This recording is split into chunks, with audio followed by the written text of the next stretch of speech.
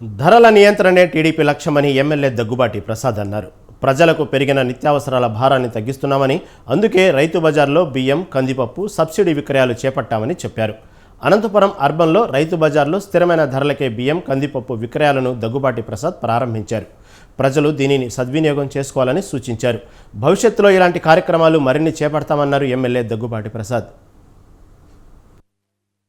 బజార్ నందు మా గౌరవనీయులు ముఖ్యమంత్రి గారు నారా చంద్రబాబు నాయుడు గారు ప్రైసులు నియంత్రణ కోసం, ధరల నియంత్రణ కోసం ఇక్కడ కందిబ్యాగులు, రైసు పంపిణీ సివిల్ సప్లై ఆధ్వర్యంలో పంపిణీ చేయడం జరిగింది. బయట మార్కెట్ ప్రైసుల కన్నా ధరల నియంత్రణ కోసం దాదాపు 10-15 రూపాయల వ్యత్యాసంతో ఏదైతే రైస్ మిల్లర్ అసోసియేషన్స్ కానీ తర్వాత హోల్సేల్ డీలర్స్ సపోర్ట్ తో ఈ కార్యక్రమం చేపట్టడం జరిగింది.